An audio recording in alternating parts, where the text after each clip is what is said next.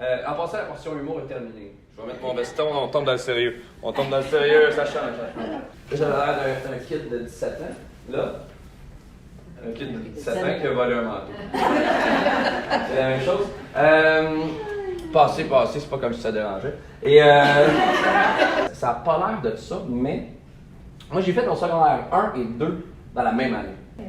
Je sais, j'ai l'air d'un gars qui a triplé sa maternelle, mais passer du gars qui fait rire la classe au complet à faut que je sois sérieux dans une vie d'adulte à choisir le métier que je vais faire pour les 40 prochaines années de ma vie. Et ça m'a donné vraiment un gros choc. Je suis allé voir un orienteur. J'avais aucune confiance. J'ai pris tout mon petit change pour aller voir l'orienteur et faire hey, moi je suis drôle à l'école, je veux être humoriste et tout ça. Puis je suis tombé sur un orienteur blasé qui a juste dit non, c'est pas un métier, voici un questionnaire. Il m'a fait essayer sciences humaines, il m'a fait essayer art plastique, il m'a fait essayer théâtre. Tout ça sur une période de 2 ans parce que selon les questions, j'étais créatif, fait que j'ai fait théâtre et tout ça. Mais j'étais excessivement malheureux. Et là, à ce moment-là, j'ai commencé. À cette heure, je le sais, c'est de l'anxiété chronique. Là.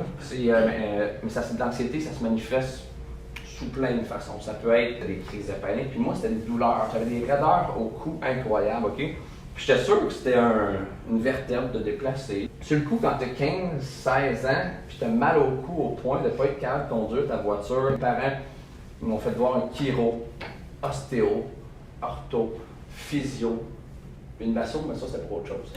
Et après 2 ans et quelques, j'étais arrivé au point où j'avais soif. J'étais arrivé au point que ma tête bougeait plus. J'ai été 8 jours à l'hôpital et ils ont fait des tests, cancer, leucémie, toutes les maladies que tu n'as pas le goût d'entendre quand tu as cet âge-là. C'était tout le temps un test, je faisais le test la journée et on avait le résultat le lendemain. Fait que moi, je pleurais toute la nuit, je capotais, j'étais comme « Oh my God », puis je me disais « Caroline, j'aurais donc dû », je me disais « Si j'ai une maladie grave là, j'aurais donc dû faire ce que je veux faire réellement » parce que je venais de passer 2 ans à faire des différents programmes au cégep que j'aimais pas. Puis je me suis promis, je me suis dit « Si je sors de là vivant, j'arrête d'écouter les autres, j'écoute ce que je veux faire ». Ils m'ont rien trouvé à part que j'étais quelqu'un d'excessivement stressé, anxieux, qui faisait que mes vertèbres C4, C5, ils frottaient ensemble et ça me donnait des raideurs au cou extrêmes et musculaires également.